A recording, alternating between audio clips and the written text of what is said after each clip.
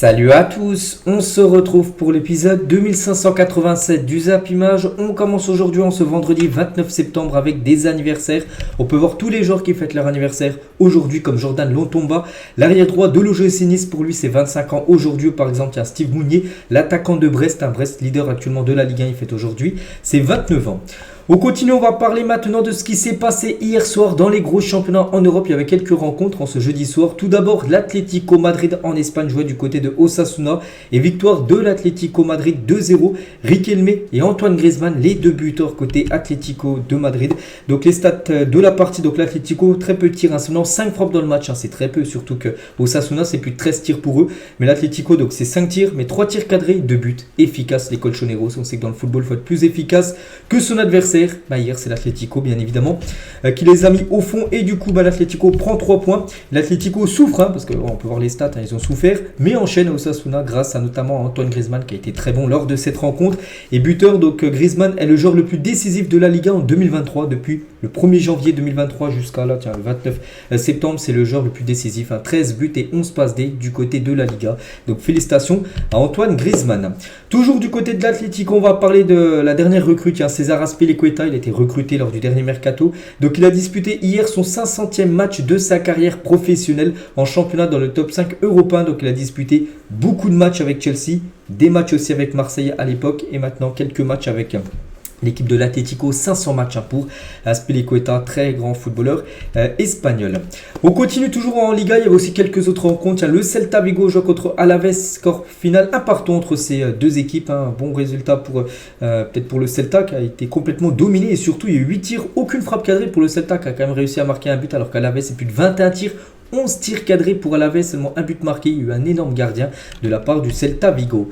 Grenade contre le Betis Séville, score final 1 partout également entre ces deux équipes. Et tiens, je voulais voir les gars Nabil Fekir parce que ça fait longtemps que je parle tous les jours d'info foot et ça fait longtemps que j'ai pas eu des infos concernant Nabil Fekir. Je voulais voir s'il jouait encore et j'ai oublié qu'il était blessé Fekir. Donc au total, Nabil Fekir a manqué 96 matchs à cause des blessures parmi celles-ci. 2 ruptures des ligaments croisés. Déjà rupture 1, c'est déjà énorme. Tu loupes déjà pas mal de mois de compétition. Donc lui, il a eu 2 fois rupture des ligaments croisés, Nabil Fekir. Et c'est vrai que regardez tous ses derniers matchs, donc il n'a pas joué hier parce qu'il est blessé. Je vais regarder le dernier match qu'il a joué et il faut descendre bien, loin pour revoir le dernier match qu'il a joué. Donc le dernier, ça remonte au 24 février 2023. C'était un match entre Elche et le Betis où il avait joué le match entier. Et depuis, il est blessé depuis février dernier, Nabil Fekir. Donc on lui souhaite un bon rétablissement. C'est pour ça que j'étais allé voir un petit peu ce que ça donnait Fekir, vu que ça faisait longtemps que je n'avais pas entendu parler de l'ancien lyonnais.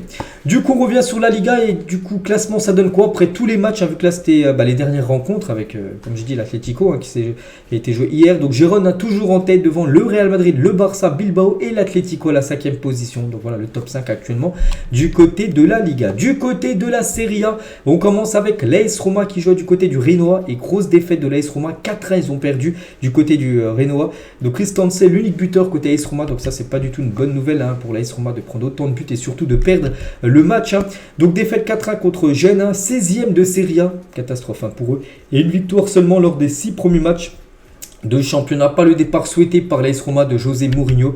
C'est vrai que le bilan n'est pas du tout bon, 3 défaites, 2 nuls et seulement une victoire. Bon, la victoire ça avait été une grosse victoire, 7-0, mais vaut mieux gagner un 7 matchs 1-0 que gagner un match seulement 7-0, vous avez compris. Donc c'est vrai que ça fait un peu du surplace actuellement. L'AS Roma qui est 16e aux portes de la relégation. Donc on peut voir José Mourinho qui était certainement déçu bien sûr à la fin du match. On peut voir le visage un petit peu fermé du coach portugais. Et le pire début de saison de toute la carrière de José Mourinho. Il a entraîné beaucoup d'équipes, on sait que ça fait longtemps qu'il est entraîneur. Et c'est la première fois qu'il démarre aussi mal avec une équipe en championnat depuis le début de sa carrière d'entraîneur. Et Mourinho en mode spécial one, donc il a dit c'est vrai, c'est le pire début de saison de tous les temps déjà pour l'AS Roma et pour lui en tant qu'entraîneur, mais il est aussi vrai que l'AS Roma n'a auparavant jamais eu la chance de disputer 2 finales européennes consécutives dans son histoire et il l'a fait. Il l'a fait lors des 2 dernières saisons avec l'Europa League et l'Europa Conference League. Souvenez-vous pour cette équipe de l'AS Roma en finale européenne. On continue toujours en Italie, il y avait aussi Frosinone contre la Fiorentina, score final de 1 partout entre ces deux équipes. Donc les stats, enfin pas les stats, le classement plutôt. Donc l'Inter toujours en tête, hein. Donc l'Inter s'est incliné, n'oubliez pas, ils ont perdu contre Sassuolo. Donc l'Inter, bon voilà, sont en tête avec l'AC Milan, avec 15 points pour les deux équipes. La Juve 3e, l'Atalanta 4e et Naples à la 5e position. Du côté de la Turquie, il y avait un match, le Fenerbahçe contre Başakşehir. Donc le Fenerbahçe, bon sans souci, hein, 16 tirs, 8 tirs cadrés, 4 buts. Voilà, parfait hein, pour le Fener, qui a totalement dominé son adversaire. Et le bilan du club du Fenerbahçe, ben, c'est bilan parfait. C'est 6 matchs, c'est 6 victoires en championnat pour 13 buts marqués, seulement 3 buts concédés. On va parler tiens, de l'ancien joueur de Strasbourg, Alexander Djiku. Donc il a été buteur hier. Hein, et donc Djiku est sur une série de 14 victoires consécutives, plus club plus sélection. Pas mal hein, bien sûr. Hein. Donc on vous l'avait annoncé, hein, le Fenerbahçe est une équipe à suivre cette saison, c'est vrai, parce qu'actuellement ils sont tout simplement leaders hein, de cette super ligue turque hein, devant le Galatasaray et Adana. Demirspor concernant le Beşiktaş, grosse équipe aussi, eux, ils sont 6e actuellement du championnat turc. Du côté du Portugal, il y avait aussi une rencontre hier entre Estrela et Braga, donc pas mal de buts, hein. 6 buts dans la rencontre et surtout Braga qui fait la très bonne opération. Regardez les stats, hein, je crois que j'ai jamais vu ça, à part si on enlève les XG tout en haut, après les stats c'est pareil, hein. Donc 50% pour les deux équipes en possession, 17 tirs pour les deux équipes, 9 tirs cadrés pour les deux équipes, hein, c'est les Braga qui a été plus efficace, ils ont plus marqué tout simplement que leur adversaire du soir, donc Braga fait la belle opération, et les 4 premières équipes, hein, c'est pour moi les 4 plus grosses équipes tout simplement du côté du championnat portugais, donc le Sporting en tête devant Porto, Benfica et Braga. Et ce soir je crois qu'il y a un gros match, hein, je sais pas, tiens, on va en parler juste après, il y a Benfica-Porto sur au programme les gars, donc le deuxième contre le troisième hein, du côté du championnat portugais. Du côté du programme hein, de la journée, donc tout d'abord Hoffenheim Dortmund ce soir à 20h30, il y aura aussi le Barça contre le FC Séville ce soir à 21h et Strasbourg Lens à 21h également. On parlera bien sûr de ces résultats demain, et comme j'ai dit, hein, si on regarde aussi un autre match Benfica-Porto ce soir également à 21h15. C'est que ce week-end les gars, c'est un très gros week-end de football, donc déjà on peut voir les affiches aujourd'hui, les affiches demain, donc je vais pas toutes les citer, mais on peut avoir des belles rencontres, hein, j'en sais rien, comme Milan contre la Lazio-Rome, Tottenham, Liverpool, il y aura Girona contre le Real Madrid, hein, premier contre le deuxième de la Liga, Girona surprenant leader, Leipzig, Bayern hein, ce week-end aussi, il y aura Monaco OM demain, donc grosse journée, hein, que ce soit aujourd'hui, demain ou même dimanche, hein, parce que dimanche aussi ça sera très lourd, l'Atalanta Bergame contre la Juventus Turin, l'Atlético contre Cadix ou je sais pas, tiens, Rennes-Nantes, hein, c'est le derby, donc voilà, il y a des grosses rencontres, on parlera bien sûr de tout ça au fil des jours. On continue, on va parler tiens, du Barça, le Barça, je dis, hein, reçoit l'équipe du FC Séville ce soir, et on peut voir le groupe du FC Barcelone convoqué par Xavi, simplement pour disputer cette rencontre. Quasiment tout le monde est là, à part les blessés qu'on sait depuis longtemps, hein, comme Pedri ou même Frankie de Jong, hein, les deux sont bien évidemment forfaits pour cette rencontre. À noter que Ramos un jour ce soir côté Séville, il va retrouver le Barça qu'il a souvent affronté bien sûr dans sa carrière avec le Real Madrid. Concernant le Paris Saint-Germain, le PSG joue demain contre l'équipe de Clermont à 17h et blessé durant le classique hein, dimanche dernier. Donc Mbappé poursuit son travail progressif de récupération. Il sera ménagé face à Clermont ce week-end par le PSG. Communiqué médical normalement aujourd'hui, vu qu'on est à la veille du match, on connaîtra le groupe, même si j'ai pas encore vu le groupe, c'est quasiment sûr que Luis Enrique ne prendra pas de risque avec Mbappé. Il devrait bien être forfait, hein, ce serait une grosse surprise de le voir jouer hein, demain, surtout que c'est un match Newcastle qui a mercredi prochain beaucoup plus important que le match de demain contre Clermont, donc c'est pour ça qu'il sera ménagé demain pour qu'il soit à 100% pour le match mercredi prochain en Angleterre. Concernant l'équipe de Marseille hein, qui joue demain du côté de Monaco, donc quelques infos concernant tout d'abord Ismaïla Sarr, donc il avait été forfait lors du match contre le PSG dimanche dernier, donc il va faire normalement, il pourra enregistrer son retour, c'est-à-dire qu'il sera dans le groupe. Et concernant Kondogbia, lui est en revanche encore trop juste hein, pour être disponible pour le match contre Monaco demain. Du côté de Monaco, il y a aussi pas mal de blessés. C'est vrai que là on arrive en début, enfin on est comme le début de saison a bien été entamé. C'est vrai qu'il y a de plus en plus de blessures. Regardez du côté de Monaco, tous les joueurs blessés ou suspendus, hein, comme Golovin, donc lui suspendu. Enrique, les gars, blessé, hein, ligament croisé. Enrique, je crois que j'en ai parlé hier ou avant-hier, hein, blessé pendant pas mal de mois. Mbolo, bon, blessé. Ben Seguir, blessé. Minamino, incertain. Bon, c'est compliqué pour lui de tenir sa place. Donc voilà, Monaco aussi, hein, il y a pas mal de blessures. Pareil du côté de Arsenal, regardez aussi tous ces joueurs. Les Gunners se déplacent à Lens la semaine prochaine. Declan Rice, Bukayo Saka, Trossard, Martinelli, Partey et Timber pour être, voilà, tous ces joueurs pour être forfaits pour le match de ce week-end et peut-être pour le match. C'est mardi prochain. N'oubliez pas que mardi prochain, Lens reçoit l'équipe de Arsenal. C'est pour ça que Lens, par exemple, joue ce soir pour avoir un peu de temps de repos avant, bien sûr, ce gros choc européen. Concernant ce joueur marocain, les gars, donc c'est Zakaria Aboukal, donc s'était blessé lors du match entre Union Saint-Gilloise et Toulouse. C'était un jeudi, je crois que c'était jeudi dernier, pas hier, il y a 8 jours. Et officiel, saison terminée pour lui. Et le joueur a été opéré de son genou et ne rejouera pas cette saison. Donc il était blessé sur blessure et du coup grave blessure, ligament croisé. Du coup, il devrait rejouer la saison prochaine. En septembre prochain, enfin août prochain. Donc on lui souhaite bien sûr un très bon rétablissement, une grosse blessure pour lui. La une aujourd'hui du journal L'équipe, donc l'enfer des présidents, c'est tout simplement du côté de Marseille. On sait tous les présidents qui ont été du côté de Marseille. On sait que Marseille est toujours un club spécial avec la ferveur, il se passe toujours beaucoup de choses. Et actuellement, il y a l'enfer des présidents, il y a aussi l'enfer des coachs avec les coachs qui restent pas longtemps du côté de Marseille. Et le nouveau coach maintenant, on sait, c'est Gattuso. Hier, il était en conférence de presse, donc on va revenir sur tout ce qu'il a pu dire. Donc tout d'abord, pour commencer, voilà sa conférence de presse. Désolé de ne pas pouvoir parler français. On a 3 matchs en 7 jours, donc dans un premier temps, ça sera compliqué de parler français. Mais je vous promets que par la suite, j'apprendrai la langue et vous répondrez en français, comme je l'ai fait pour l'espagnol à Valence, qui jouait du côté de Valence à l'époque. Puis il avait appris la langue espagnole, puis après il pouvait répondre aux conférences de presse en espagnol. Mais pour l'instant, il vient seulement d'arriver, il ne connaît pas la langue française, c'est pour ça qu'il a répondu en italien pour l'instant. Gattuso, toujours avec lui, il a dit en italien. Donc l'OM est le seul club français qui a gagné la Ligue des Champions. C'est une équipe qui a des valeurs.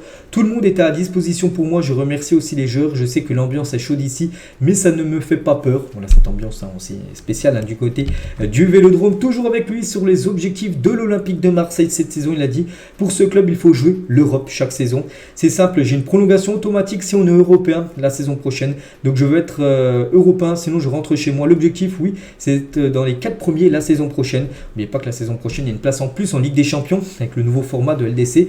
Donc c'est pour ça que les 3 premiers qualifiés directement en Ligue des Champions, le 4e jouera les barrages pour la saison prochaine de la LDC. Donc pour ça, il aimerait terminer au moins dans le top 3, voire top 4. Donc il faut se concentrer sur l'enthousiasme, sur le fait que les supporters viennent et soient heureux de nous voir jouer. Toujours avec lui, donc je ne suis pas fan des 2 lignes de 4, pas fan du 4-4-2, je préfère le 4-3-3 ou le 4-2-3-1. J'ai une vision de jeu différente de celle de Marcelino. Toujours avec Gattuso sur la défaite de l'OM contre le PSG, parce qu'il avait regardé un petit peu Marseille, parce qu'il a dit des rumeurs, même si c'était pas encore officiel. Dimanche dernier, que c'était lui le coach de l'OM. Il avait regardé à cette rencontre, il a dit: j'ai vu le match contre le PSG est injouable. L'équipe n'a pas fait un bon match, mais j'ai aimé l'esprit parce que je pense que le match aurait pu finir à 10 voire 11-0 pour le PSG. L'esprit était bon, mais le PSG fera ce genre de match contre d'autres équipes aussi. Donc voilà ce qu'il a pu dire sur la prestation de Marseille lors du dernier match qu'ils ont pu disputer contre c'était le PSG. Et Pablo Longoria qui était présent lors de cette conférence de presse hier.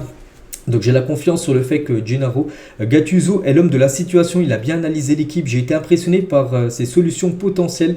On doit simplement appeler à l'unité avec les supporters. Quand tout le monde va dans la même direction, c'est plus facile pour travailler, c'est vrai. C'est vrai que quand l'atmosphère est plus saine, c'est plus facile à travailler que quand c'est tendu dans tous les côtés. Voilà, c'est un peu plus compliqué.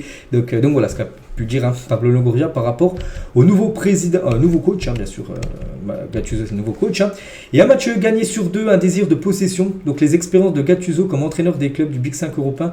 Donc voilà, par exemple, quand il avait été entraîneur de l'AC Milan, de Naples ou même de Valence, vous pouvez voir quand c'est du vert, c'est qu'il a gagné. Donc à l'AC Milan, il avait gagné 40 matchs pour 20 défaites et 23 matchs nuls. On peut voir aussi à Naples, 46 victoires, 22 défaites, 13 nuls. Et du côté de Valence, Valence c'était sa dernière aventure, il n'est pas resté longtemps parce que ça avait été compliqué, seulement 7 victoires, 9 défaites et 6 nuls. Donc après, il avait été licencié. On peut voir la possession à chaque fois, à peu près 53, 55, 56. Donc souvent, il a pu la possession de balles. Et concernant aussi des autres équipes, combien de temps il est resté? Donc sa première aventure, c'était l'équipe de Sion en Suisse. Donc arrivé en février 2013, il est limogé 3 mois plus tard. À Palerme, renvoyé après 8 matchs en 2013. Ensuite, ça a été une équipe en Grèce, Crète, démissionne après 17 matchs en 2014. Pise, les gars, en Italie, donc fait monter le club en Série B, puis démissionne en 2016 et il revient 2 mois plus tard. Voilà. À l'AC Milan, donc il arrive en 2017, termine 6e puis 5e et démissionne en 2019. Je crois que c'est voulait rester le plus longtemps à l'AC Milan. À Naples, il gagne la Coupe d'Italie à Naples en 2020, puis limogé mai 2021. La Fiorentina, désaccord sur le mercato. Il quitte le club 23 jours après son arrivée. Ça, c'était fou. Il n'a même pas dirigé un match, voilà, il s'était pas mis d'accord avec le directeur sportif de la Fiorentina, il était parti. Et Valence a limogé en janvier 2023, 7 mois après son arrivée, alors que Valence est 14e. Donc c'est vrai que ça a été toujours compliqué un peu, hein, les aventures pour Gattuso. On verra maintenant ce que ça va donner du côté de l'OM. Eric Dimeco, les gars, sur RMC Sport, il a dit il y a des anciens entraîneurs qui sont passés à l'OM qui voulaient revenir alors qu'on nous a dit qu'ils étaient partis à cause des supporters. Sur les deux derniers, l'un a été contacté et l'autre voulait revenir. Hein. Sampoli voulait revenir, les gars. Donc Sampoli serait venu à pied en plus, hein, pour être de nouveau le coach de l'Olympique de Marseille. Du coup, Marseille ne l'a pas fait revenir, hein. Tout simplement, vu qu'ils ont préféré Gattuso. Et tiens, petite info concernant Sampoli, vu qu'on parlait de lui, lui aussi c'est fini son aventure. Du côté de Flamengo, officiel, 5 mois seulement après son arrivée, Jorge Sampoli a été limogé par l'équipe de Flamengo. C'était hier, hein. Et en gros, il va être remplacé certainement par Tite. Donc Tite, l'ancien sélectionneur du Brésil, devrait le remplacer tout simplement sur le banc de l'équipe brésilienne de Flamengo. On va parler de Zinedine Zidane et d'après France Bleu Provence. Donc Zinedine Zidane a donné son accord à l'Arabie Saoudite pour devenir le manager général de l'Olympique de Marseille en cas de rachat du club par ce pays, donc par le pays saoudien, fonds d'investissement saoudien. Donc voilà, Zidane a dit oui, hein, car le projet est très ambitieux. Les dirigeants saoudiens avec qui il discute en personne lui ont garanti que le budget permettait à l'OM de rivaliser avec les plus grands clubs d'Europe. Zidane voudrait donc s'occuper du recrutement. L'Arabie Saoudite disposerait d'une enveloppe de 300 millions d'euros pour commencer le recrutement. Donc la source est France Bleu Provence. Je ne sais pas trop ce que ça vaut, mais voilà, pour les gros buts, les gars. En gros, Zidane pourrait venir à Marseille. Après, je ne sais pas quel rôle. Donc là, on parle d'un rôle de manager. Manager général de l'OM. Ça peut être aussi entraîneur. Mais que si Marseille change de propriétaire actuellement. Vous savez, c'est Franck McCourt, hein, propriétaire américain. Et si l'OM venait à être vendu, j'en sais rien, dans 1 an, 2 ans, et peut-être il passe sous pavillon saoudien, comme ça a été le cas avec Newcastle, Marseille là, pourrait peut-être voir Zidane dans ses rangs tout simplement, et voilà, il changerait totalement de dimension. Bien sûr, si l'Arabie Saoudite rachète Marseille, les gars, il y aurait des gros fonds, comme c'est le cas maintenant du côté de Newcastle. Ça pourrait ramener une grosse rivalité avec le Paris Saint-Germain. Imaginez un PSG avec le Qatar et Marseille avec l'Arabie Saoudite. Ça peut être énorme, bien sûr, pour le championnat français, tout ça en droit TV. Donc voilà, Zidane serait ok. Bon, après, ça se fait, les gars, ça ne sera pas maintenant parce qu'il faut déjà que Marseille vende. Enfin, que Franck McCourt vende Marseille. Et pour l'instant, c'est pas encore fait. Mais bon, il y a bien des négociations pour la vente de l'OM, hein, selon un journaliste. Donc voilà, concernant ce qu'on a pu entendre aujourd'hui, hein, sur l'Olympique de Marseille et surtout sur Zinedine Zidane. Et c'est vrai que Zidane, les gars, il a 3 clubs en tête souvent. Hein. J'ai pu voir le Real Madrid, la Juventus et Marseille. Voilà, donc c'est pour ça que Marseille dans les 3 clubs où il pourrait soit venir entraîner ou soit être le manager général de cette équipe. On continue, les gars, on va parler cette fois-ci du FC Barcelone, hein. Donc le Barça annonce un bénéfice record net de 304 millions d'euros sur l'exercice 2022-2023. Pas mal, on sait que déjà c'est un club finance un peu compliqué, mais là ils ont rentré beaucoup d'argent. Donc le Barça a réalisé au niveau consolidé un résultat opérationnel de plus de 1259 millions d'euros, ce qui fait plus de 1 milliard, hein, 259 millions d'euros, avec des charges d'exploitation qui se sont élevées à plus de 1 milliard 165 millions d'euros. Donc en tout, voilà, ça fait un bénéfice de 304 millions d'euros. C'est un communiqué officiel, hein, de la part du FC Barcelone. Et toujours avec le Barça, les gars, donc ça à prendre avec des pincettes, hein, ce que j'ai pu voir sur le Twitter ActuFoot. Hein. Donc le Barça pourrait être banni du football. Donc le club catalan risquerait jusqu'à la dissolution, donc ça veut dire à la bannissement du club, bon, très loin. Hein. Dans le procès qu'il accuse de corruption, le juge en charge, hein, de l'affaire Negreira considérerait ainsi que ce dernier était un fonctionnaire public au moment des faits, de quoi mettre le Barça dans une situation complexe. Bon, on est très loin, bien sûr, le Barça ne va pas se faire dissoudre, hein, mais bon, voilà, c'est ce qui se dit actuellement, hein, du côté de l'Espagne. Et toujours, tiens, du côté du Barça, tiens, les 2 pépites, tiens, Fermín López avec Lamine Yamal lors de l'entraînement. C'était hier, hein, pour préparer bien sûr le match de ce soir contre l'équipe de Séville. Les 2, hein, bien sûr, sont appelés dans le groupe. Direction Liverpool, regardez, nouveau look, hein, pour Alisson Becker, le gardien brésilien. On peut voir qu'il a coupé sa barbe, et c'est vrai que quand quelqu'un coupe sa barbe, ça change totalement. Regardez Alisson Becker du côté, hein, de Liverpool, le gardien brésilien. Will Steele, après la victoire à Lille, donc c'était mardi soir, hein, c'est parti s'imposer 2-1 à Lille. Il a dit: je me suis rendu compte que je demandais beaucoup de choses aux joueurs et au staff autour de moi. Je suis certain qu'il y en a 2 ou 3 qui doivent rentrer chez eux et dire à leur femme qu'est-ce qu'il peut être pénible, ce coach. J'ai beaucoup appris sur moi-même, j'ai forcément adapté 1 ou 2 trucs parce qu'on veut tenir sur la durée. Voilà, donc c'est vrai qu'il fait du très bon taf, hein, Will Steele, et on pense que d'ici quelques années, hein, il pourrait vraiment coacher, pourquoi pas une grosse équipe, hein, que ce soit en France ou même dans un autre championnat européen. Officiel, TF1 a acquis en exclusivité les droits de la diffusion de l'Euro féminin 2025. Voilà, donc l'Euro féminin dans 2 ans sera diffusé en exclusivité sur TF1. Deschamps dévoilera sa liste pour le prochain rassemblement national le 5 octobre prochain, dans une semaine, c'est jeudi prochain. Il va dévoiler sa liste pour les 3 prochains matchs. Je crois qu'il y aura les Pays-Bas au programme, puis Gibraltar, puis la Grèce. Des matchs, vous savez, pour se qualifier pour le futur Euro. Et voilà, cette liste sera dévoilée jeudi prochain. On en reparlera bien sûr d'ici là. Moussa Dembélé sur son choix de rejoindre l'Arabie Saoudite. Donc il a rejoint l'équipe entraînée maintenant par Steven Gerrard. Il a dit tous les choix professionnels sont orientés dans l'optique de gagner plus d'argent. Ça fait partie de l'évolution professionnelle. Gagner plus d'argent et s'épanouir. Il y aura toujours des donneurs de leçons. Même vous, les journalistes, vous changez de chaîne pour gagner plus d'argent. Par exemple, certains quittent Canal+ pour rejoindre beIN Sport et gagner plus d'argent. Il n'y a rien de différent chez les footballeurs. Plus je gagne et plus je donne. Il y a le village de mes parents au Mali dans lequel j'ai le projet de développement. Beaucoup de choses pour rendre la vie des gens là-bas plus agréable. Donc il le dit, il ne se cache pas. Et c'est vrai que c'est mieux qu'un joueur se cache pas. Il est parti là-bas pour l'argent. Voilà, bon, après, la plupart qui sont partis en Arabie Saoudite, c'est pour l'argent. Même s'il y en a qui l'avouent, comme Dembélé, alors qu'il y en a qui ne l'avouent pas. Il y en a qui disent que c'est plutôt pour le projet, parce que le championnat saoudien change peut-être avec les grands joueurs, mais voilà, la plupart des joueurs, enfin quasiment 98% des joueurs qui sont partis en Arabie Saoudite, je vous parle des grands joueurs, ce dernier mercato là, sont partis bien évidemment pour l'argent. Bonucci il a dit, donc quitter l'Italie, pour être honnête, ce n'était pas dans mes projets. La Juventus était ma vie, j'ai pensé y jouer pour la dernière année de ma carrière, mais je ne veux pas parler de la Juve pour le moment. C'est vrai qu'il est très énervé contre la Juventus Turin, qu'il a mis quasiment à la porte, et du coup c'est pour ça qu'il a dû partir du côté de Union Berlin, Leonardo Bonucci. Guirassy a marqué un but en moyenne toutes les 44 minutes cette saison. N'oubliez pas que lui il est déjà 10 buts cette saison inscrits en 5 matchs du côté de la Bundesliga, c'est fou ce qu'il réalise. Donc voilà, quand même les stats, le ratio énorme de l'attaquant de Stuttgart qui est actuellement premier ou deuxième, que je crois. Non, il y a le Bayern Munich, Bayer Leverkusen et Stuttgart qui sont actuellement 3e du championnat.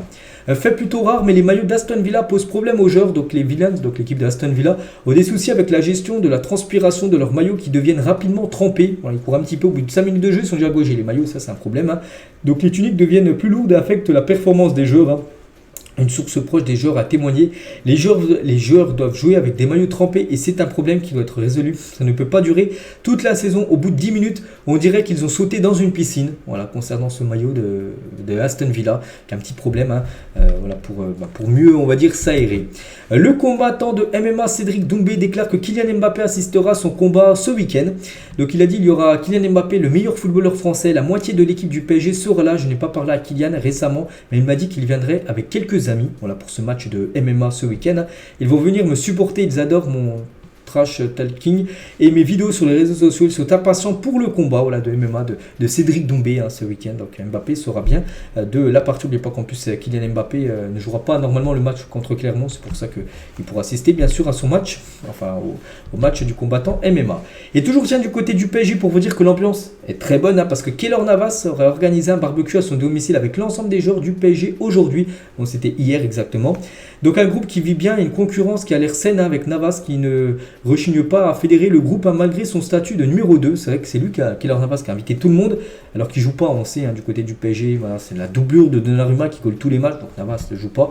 Mais il n'est pas du tout rancunier par rapport à ça, parce que regardez, il a invité quand même tout le monde pour un barbecue géant, Keylor Navas. Donc voilà, ça se passe plutôt bien du côté du Paris Saint-Germain. Rudy Garcia sur le cas Victor Osimhen.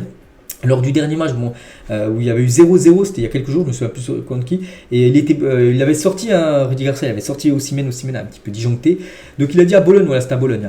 Nous étions tous frustrés et en colère de ne pas avoir gagné, lui encore plus d'avoir raté le penalty. Personne ne voulait faire de mal ni avec la vidéo ni avec Victor sur les réseaux sociaux. Ce sont aussi des réactions instinctives.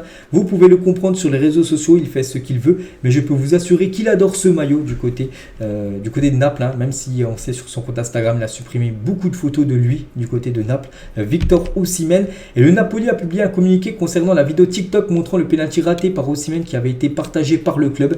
Donc communiqué officiel de Naples, le club n'a jamais voulu offenser ou se moquer de lui qui est un trésor de ce club. La preuve, durant l'été, le club a refusé toutes les offres de transfert. Le langage TikTok depuis toujours est réalisé avec légèreté et créativité sans la moindre intention de dérision envers, dans le cas échéant, Victor Osimhen. Donc voilà, c'était pas du tout pour se moquer de Victor Osimhen, même si vous savez, des TikTok ont été mis où il a été filmé en train de louper un penalty. Voilà, tout ça, il n'avait pas trop apprécié ça, Victor Osimhen, mais c'était pas du tout pour le dénigrer ou pour bien sûr se moquer de lui. Après, n'oubliez pas que le TikTok a été bien sûr supprimé. On va parler de Léo Messi, hein, donc c'est vrai qu'il y a un Messi, enfin il y a un Inter Miami avec Messi et un Inter Miami sans Messi. Voilà, la preuve, l'Inter Miami avec Léo Messi, c'est 12 matchs, 8 victoires, 0 défaites, 4 nuls, 34 buts inscrits et la victoire en League Cup. Hein. Et l'Inter Miami, quand Léo Messi n'est pas là, c'est pas la même chose. Hein. Donc 4 matchs, 1 victoire seulement, 2 matchs nuls, 2 défaites et 1 match nul, 10 buts seulement inscrits et défaite en finale de US Open Cup. Hein. C'était avant-hier contre l'équipe de Houston Dynamo.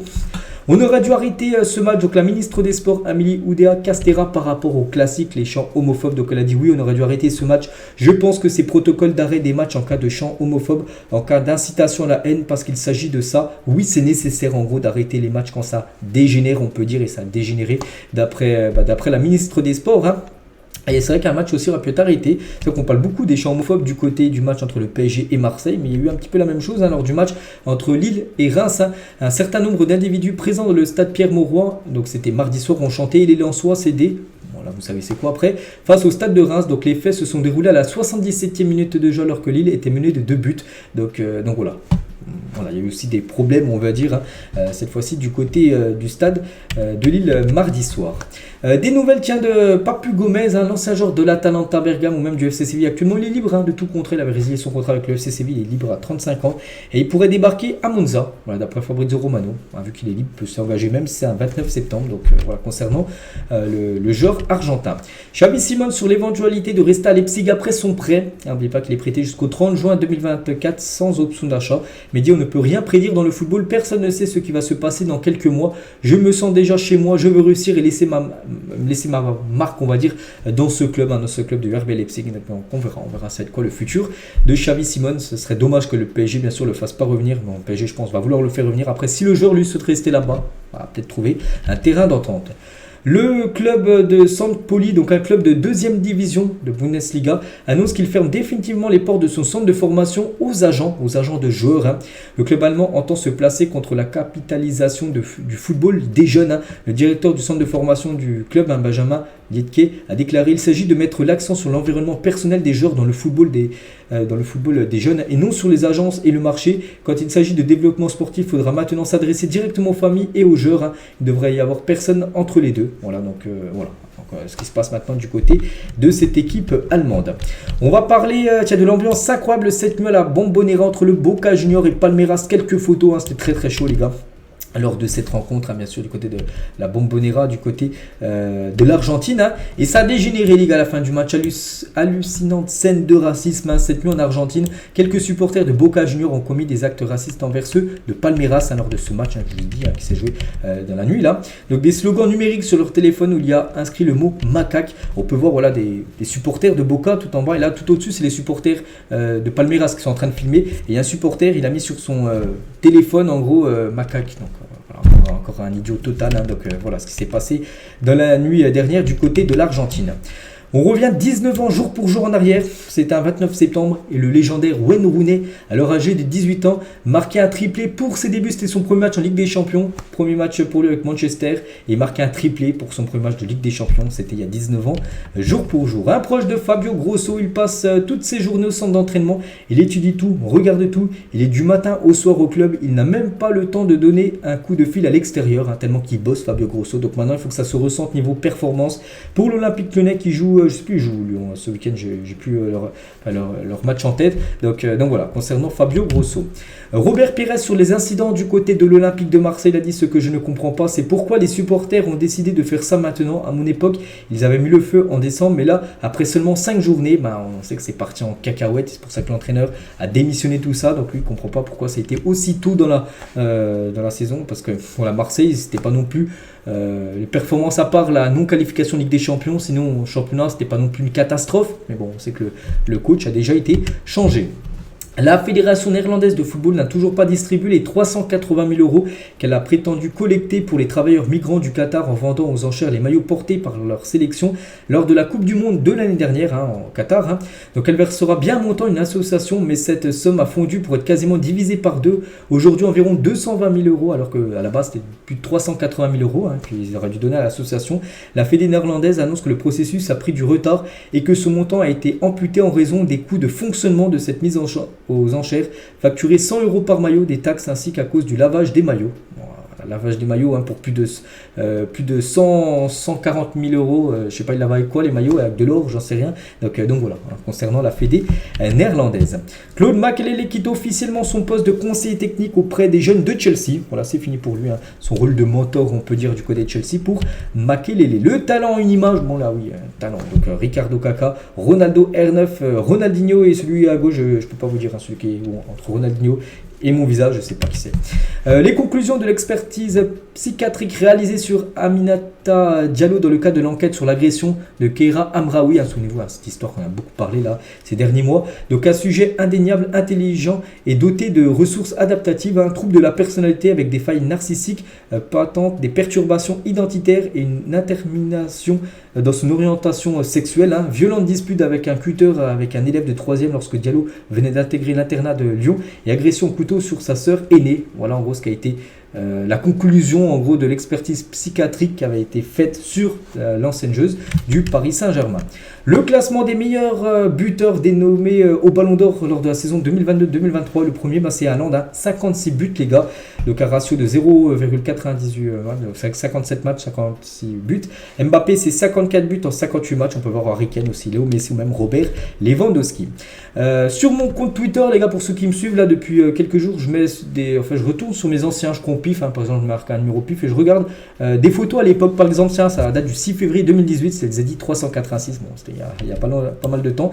Et regardez ce que faisait le PSG à l'époque, un bâtiment de l'avenue des Champs-Élysées s'est illuminé hier soir pour fêter l'anniversaire de Neymar. C'est quand le PSG respectait trop Neymar, les gars. Neymar, il venait d'arriver, ça faisait un an qu'il était à Paris et voilà, le PSG payait, on va dire, pour que juste pour fêter, on va dire, l'anniversaire de Neymar, pour mettre bon anniversaire Neymar, tout ça. Heureusement que ça a changé maintenant, bien sûr, c'est quand le PSG était trop un peu bling bling, c'est fini ça maintenant.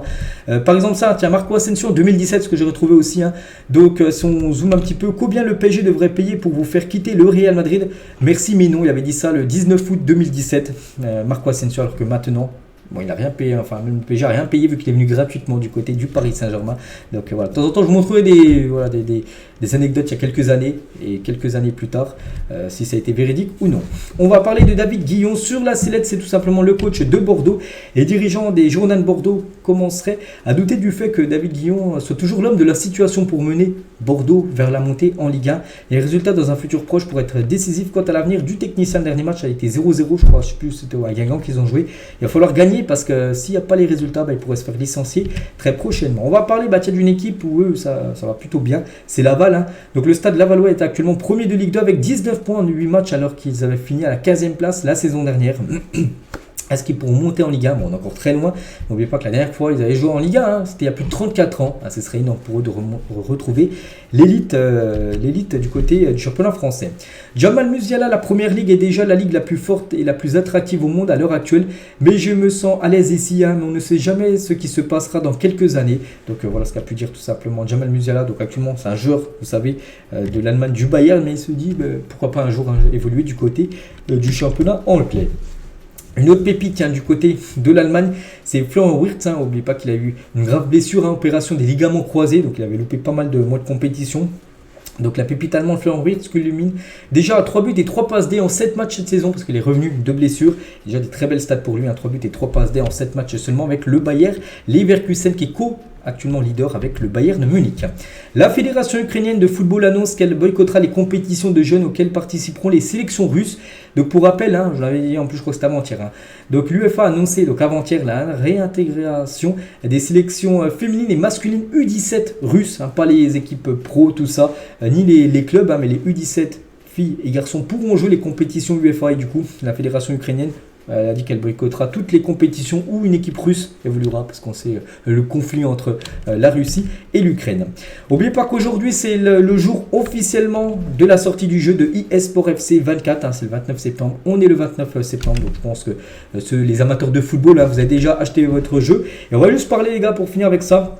Sur le mode FUT, on peut dire, même ça a changé de nom. Donc le pack de malade, donc l'animation de Ronaldo qui pousse Mbappé. Donc déjà, tu tapes Mbappé, tu es très content, mais des fois il y a double animation. Et ensuite, il y a Ronaldo, c'est Ronaldo R9 qui vient. Donc le gars, il l'a packé dans un pack Mbappé et Ronaldo R9. Donc là, c'est pour l'instant le plus gros pack, on peut dire, qu'on a vu en ce début. en ce début de eSport FC. Donc voilà ce qu'elle va dire aujourd'hui. J'espère que ça vous a plu. On se retrouve demain pour le prochain numéro. À demain.